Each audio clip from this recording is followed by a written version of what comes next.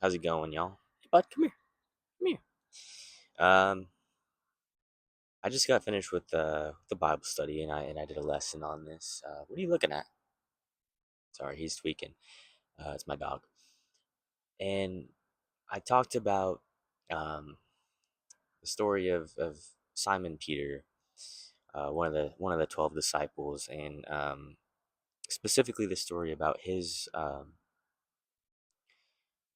denial of Jesus 3 times.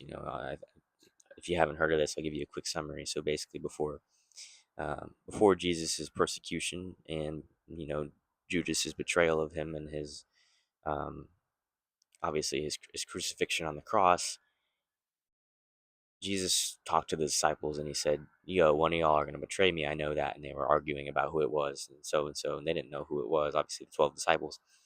It was Judas, but that's not the point. He goes to Peter and he tells him, he says, "Peter, you will deny me 3 times before the rooster crows." And Peter's like, "No, I won't. Like, yo, that's not me, bro. I would never do such a thing." Because Peter's a confident guy, and he's like, "I would never deny you, Jesus. Like, I love you. Like, we're close, we're tight like that. Like, I follow you to the death. That's who I am." Peter's like, and Jesus is like, "No, you're gonna deny me 3 times." And so I spoke about this story in the study, and I touched about how ultimately, when after Jesus is arrested and Peter follows him from a distance, right? And Peter is asked by 3 different individuals, "Wait, you're the guy who knows Jesus. You're the guy who knows the guy that's just been arrested." And Peter's like, "No." He denies him 3 times, and then the rooster crows, and he's like, "Oh shoot, I just did what I said I wasn't gonna do." And in a sense, he failed Jesus, or not failed Jesus, but failed what he said, and or what he so confidently spoke out against. And so I connected this with failure and um, just how Christ treats failure. And obviously, Peter's story isn't over from here. He regrets immensely that he denies Jesus um, when the moment was so great. And uh, he regrets it and is probably very ashamed. About denying Jesus 3 times when he was so confident that he would never do such a thing. And so after Jesus' resurrection, right, he talks with the 12 disciples and he takes Peter aside himself and then he says, "Peter, do you love me?" And Peter goes, "Yes. Yes, I do, Lord." And Peter asks him, or sorry, Jesus, I'm getting confused here. I'm so sorry. I had a lot of talking going on. Um, and Peter says, "I love you, Jesus." And Jesus asks him again. He goes, "Peter, do you love me?"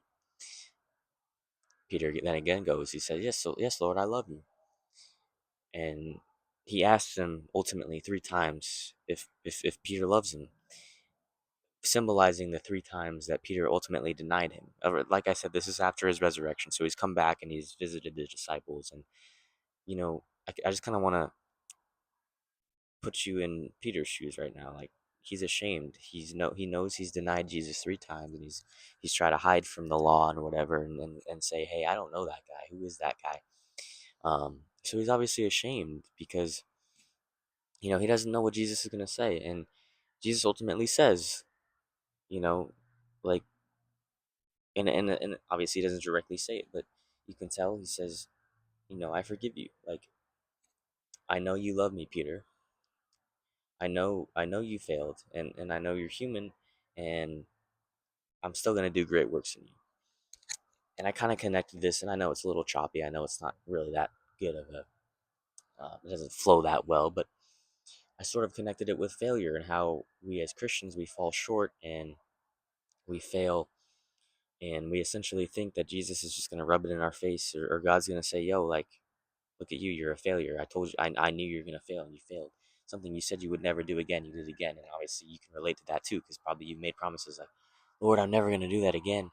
You end up doing it the next day, and this just shows Jesus' reaction. and he's like, Jesus knows that Peter loves him, that Peter really regrets what he's done, and ultimately his denial of admitting to know Jesus. Jesus knows this, and instead of rubbing it in his face, Jesus is like, you know, Peter, do you love me?